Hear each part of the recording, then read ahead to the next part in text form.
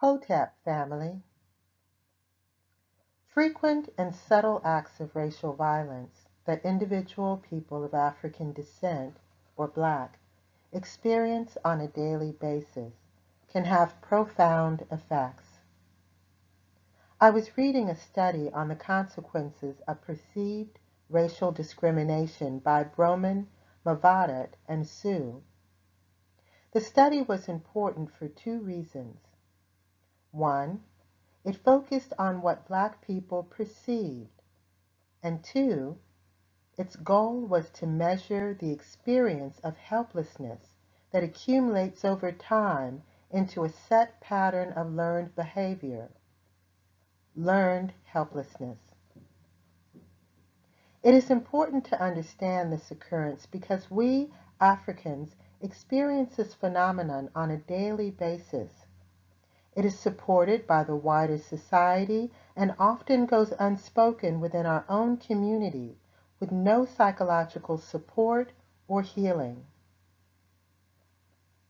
The authors of the study hypothesized that individual acts of racial violence, defined as isolate discrimination, reduces a person's confidence in his or her ability to gain mastery over events in their lives and increases psychological distress.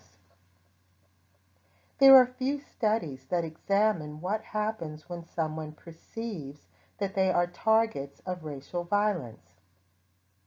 Over the last few decades, there have been numerous studies that use hard science and psychometric instruments to show the relationship between racism and physiological factors, such as instances of high blood pressure among people of African descent in low socioeconomic environments, as a way to provide legitimate evidence to the non-melanated or white society that institutional racial violence does indeed harm the quality of our lives. But perception is a far more elusive concept to debate because the value of a person's perception, that person's humanity, must be valued. Since that has never been the case for African people ever since human designation of white was invented in order to create chattel slavery and a middle class of workers to maintain the elite rulers' control, social science has inadvertently supported faulty research by failing to address the inhumanity of systemic racial violence. The theory of learned helplessness states that humans and animals who learn that outcomes are uncontrollable suffer motivational, cognitive, and emotional deficits. After repeatedly lacking control over racial violence, people give up trying to defend themselves because they believe that nothing they do will have any effect. This is loss of motivation. When people stop trying to prevent acts of racial violence, they no longer try to learn about the origins, causes, and outcomes of the behavior because they have accepted it as just the way things are. This is loss of cognition or thinking about it. This acceptance leads to the third, emotional deficit or loss, which is depression. Africans experience and express depression in very different ways from the typical type of sadness evident in Western psychological models. African people sometimes express their depression externally in the form of anger, or they express their depression internally in the form of self-destructive behaviors, like drug use. The authors of the study explained that African or Black people viewing themselves as victims of uncontrollable racial violence, be it racial bias, microaggressions, discrimination, or assault, can unconsciously engage in an inferiorization process, adopting a sense of inferiority that leads to a sapping of confidence and ability, inhibiting political organization, and resulting in a loss or host of personal and collective social problems. Because subtle forms of racial violence usually are not addressed by the wider society, over time, African people can develop a sense of helplessness and inferiorization. It is critical that we reclaim our humanity by valuing our own perceptions of all forms of racial violence against us so that we can heal from these injuries. The study involved conducting phone interviews with 495 African American adults, 18 years of age or older, living in Detroit.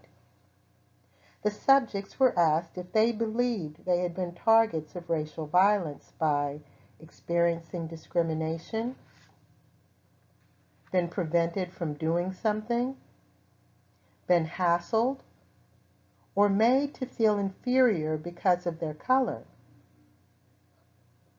They were asked to rate the degree to which they experienced these acts of violence in getting a job, being at work, shopping in a store, and in interactions with the police. The respondents' reports of these experiences were then compared to their responses to what degree in their lives they felt signs of helplessness. They were asked how these acts of racial violence impacted their ability to solve their problems, be pushed around in life, be in control of their lives, to accomplish things, be in control of their future, their sense of helplessness in dealing with life's problems and doing things in life. Finally, the subject's emotional distress was measured by asking them to respond to how often they felt depressed, jumpy, restless, like crying, like they couldn't get motivated to do anything, and had a poor appetite. The results of the study supported the author's theory that when Black people perceive that they have been victims of racial violence, they feel less capable of directing their own lives and experience more psychological distress. This is consistent with what Robert T. Carter identifies as part of the experience of race-based traumatic stress, or RBTS. RBTS is emotional distress due to continuous, pervasive, and multi-generational systemic oppression of people of color that results in devastating impairment to healthy emotional and psychological functioning.